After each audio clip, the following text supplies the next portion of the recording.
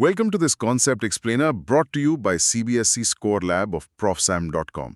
That is profsm.com. आज हम unit 1 electric charges and fields का एक बहुत ही fundamental topic basic properties of electric charge को समझेंगे।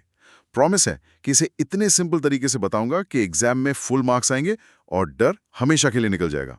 अच्छा, कभी सोचा है कि जब हम सूखे बालों में कंघी करते हैं तो कंघी कागज के छोटे छोटे टुकड़ों को क्यों खींचने लगती है? हम कहते हैं कंघी चार्ज हो गई, पर ये चार्ज आता कहाँ से? क्या ये हवा में से क्रिएट हो जाता है? हाँ, मुझे भी यही लगता था कि रगड़ने से चार्ज पैदा होता है, मतलब फ्रिक्शन से चार्ज क्रिएट हो जाता है। एग्जैक्टली ज्यादातर स्टूडेंट्स यही सोचते हैं, लेकिन सरप्राइजिंग बात यह है कि चार्ज कभी क्रिएट नहीं होता। जैसे एक फोटोकॉपियर मशीन। फोटोकॉपियर? हाँ, वो टोनर पाउडर को पेपर पर चिपकाने के लिए चार्ज का इस्तेमाल करती है, पर वो एक भी नया चार्ज नहीं बनाती। वो बस चार्जेस को एक जगह से दूसरी जगह मूव करती है। चार्ज के इसी रूल को आज हम समझेंगे। देखो, इलेक्ट्रिक चार्ज के 3 बेसिक रूल्स हैं जो नेचर में हमेशा फॉलो होते हैं। ये फिजिक्स के गेम के रूल्स जैसे हैं। गेम के रूल्स? हाँ, इन्हें हम डिराइव नहीं करते, ये एक्सपेरिमेंटल फैक्ट्स हैं। इसे समझने के लिए सबसे बेस्ट एनालॉजी है बैंक अकाउंट में पैसे। Bank account? वो कैसे? पहला रूल है एडिटिविटी। जैसे तुम्हारे अकाउंट में +500 रुपीज क्रेडिट हुए और -200 रुपीज डेबिट हुए, तो टोटल बैलेंस कितना हुआ? +300। सिंपल एडिशन सब्ट्रैक्शन है। बिल्कुल। चार्जेस भी ऐसे ही सीधे सीधे ऐड या सब्ट्रैक्ट होते हैं। अगर एक सिस्टम में +2, -3 और +4 चार्ज है, तो टोटल चार्ज हुआ +2 + -3 + +4 = +3। सिंपल, मतलब डेबिट। परफेक्ट। अब दूसरा रूल, कंजर्वेशन। तुम पैसे बना नहीं सकती, है ना? नहीं, बिल्कुल नहीं। बस एक अकाउंट से दूसरे में ट्रांसफर कर सकती हो। अगर तुम्हारे अकाउंट में 100 रुपए आए तो किसी और के अकाउंट से 100 रुपए गए होंगे। सिस्टम का टोटल पैसा कांस्टेंट रहता है। राइट। चार्ज भी सिस्टम में कंजर्व रहता है। कंघी और बालों वाले एग्जाम्पल में जितने इलेक्ट्रॉन्स बालों से कंघी पर गए, उतना ही कंघी पर नेगेटिव चार्ज आया और बालों पर पॉजिटिव। टोटल चार्ज पहले भी 0, बाद में भी 0। ओह, तो चार्ज बस ट्रांसफर हुआ, क्रिएट या डिस्ट्रॉय नहीं हुआ। प्रिसाइजली। और अब तीसरा सबसे इंटरेस्टिंग रूल, क्वांटाइजेशन। इंडिया में सबसे छोटी करेंसी यूनिट क्या है? 1 पैसा? तुम किसी को 1.5 पैसे ट्रांसफर कर सकती हो? नहीं। ट्रांजैक्शंस हमेशा पैसे के मल्टीपल में ही होंगे। बस वैसे ही चार्ज का सबसे छोटा पैकेट है E, मतलब चार्ज ऑफ 1 इलेक्ट्रॉन। तुम 1e, 2e, 10e charge transfer कर सकते हो, बट नेवर 1.5e। अच्छा, तो चार्ज हमेशा पैकेट्स में ही ट्रांसफर होता है, कंटिन्यूअस नहीं है। बिल्कुल। तो ये 3 रूल्स हो गए, एडिटिव, कंजर्व्ड एंड क्वांटाइज्ड। चलो अब देखते हैं कि एनसीईआरटी इन्हें एग्जाम के लिए कैसे डिफाइन करती हैं। पहले एडिटिविटी ऑफ चार्ज पढ़ो। Okay. If a system contains n charges, Q1, Q2, Q3, Qn, then the total charge of the system is Q1 plus Q2 plus Q3 plus Qn. Charge has magnitude but no direction. Mass of a body is always positive, whereas a charge can be either positive or negative. Simple words में बस सारे charges को उनके sign plus या minus के साथ add कर दो।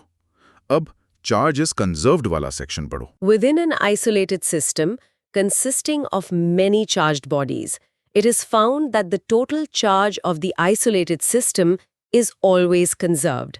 It is not possible to create or destroy net charge carried by any isolated system. इसका मतलब है सिस्टम का टोटल चार्ज कांस्टेंट रहेगा। चलो इसका एक क्विक एग्जांपल देखते हैं। हाँ। मान लो 2 रॉड्स हैं, ए और बी। रॉड ए पर चार्ज है +8 माइक्रोकूलम और रॉड बी पर है -5 माइक्रोकूलम।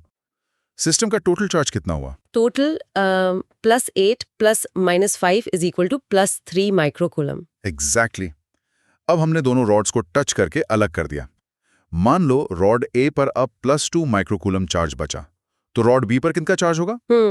टोटल तो +3 ही रहना चाहिए कॉन्जर्वेशन के हिसाब से। तो अगर A पर +2 है तो B पर +1 माइक्रोकूलम होगा, ताकि टोटल +3 बना रहे। Correct. This is the law of conservation of charge in action. अब सबसे इंपॉर्टेंट क्वांटाइजेशन ऑफ चार्ज वाला पार्ट पढ़ो।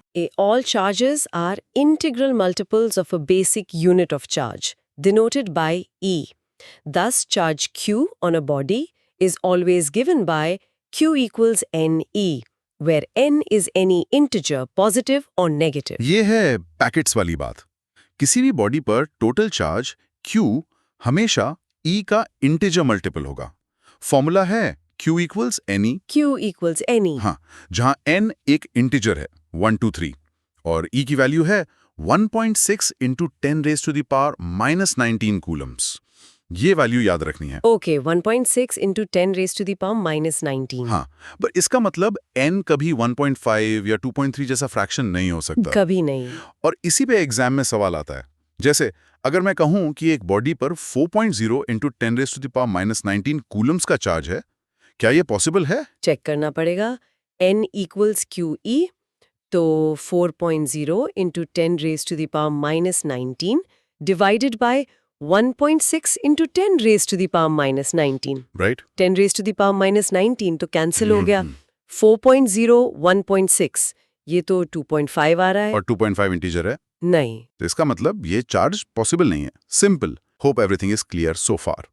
This concept explainer is from profsam.com, that is profsam.com.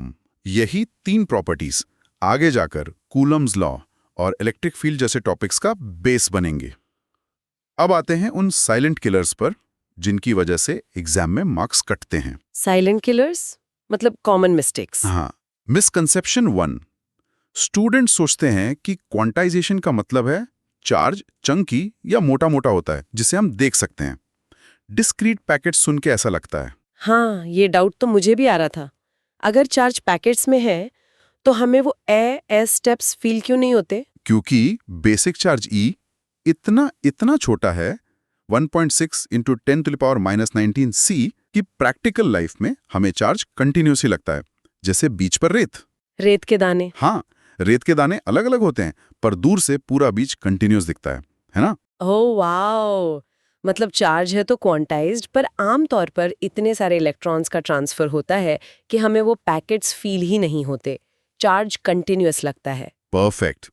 अब मिसकंसेप्शन 2। कॉन्जर्वेशन ऑफ चार्ज का मतलब है चार्ज हमेशा रुका रहता है, मूव नहीं करता।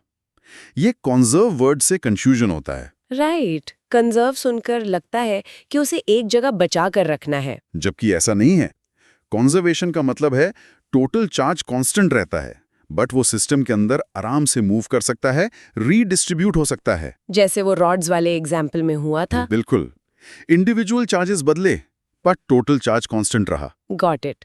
Total charges constant, not the individual charges, they can move. अब इन तीनों प्रॉपर्टीज को हमेशा याद रखने के लिए एक सिंपल निमोनिक है, ACQ। ACQ। हाँ, A for additive C for conserve and Q for quantized। Exactly ACQ। और एक फ्रेज याद रखो, चार्ज पैकेट्स में ऐड होता है, सिस्टम में कंजर्व रहता है और हमेशा क्वांटाइज्ड होता है। ये तो आसान है याद रखना। इसे फील करने के लिए एक जेस्चर भी कर सकते हो। दोनों हाथों को आगे रखो। इमेजिन करो एक हाथ से चार्ज ट्रांसफर होकर दूसरे हाथ में जा रहा है। ओके। इंडिविजुअल हाथों का चार्ज बदल रहा है, लेकिन दोनों हाथों का टोटल चार्ज, पूरा सिस्टम सेम है। ये कंजर्वेशन है। ये विजुअलाइजेशन बहुत पावरफुल है। तो आज हमने इलेक्ट्रिक चार्ज के 3 फंडामेंटल रूल्स सीखे। एग्जाम के लिए इन 3 पॉइंट्स को याद रखो। Number 1, additivity. किसी भी सिस्टम का टोटल चार्ज उसके इंडिविजुअल चार्जेस का सिंपल एल्जेब्राइक सम होता है। Number 2, conservation. एक आइसोलेटेड सिस्टम का टोटल इलेक्ट्रिक चार्ज हमेशा कांस्टेंट रहता है। इसे ना क्रिएट किया जा सकता है ना डिस्ट्रॉय, सिर्फ ट्रांसफर किया जा सकता है। और नंबर 3, क्वांटाइजेशन।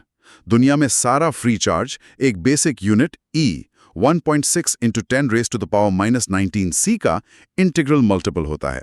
फॉर्मूला है Q is equals to NE। ACQ, add, conserve, quantize.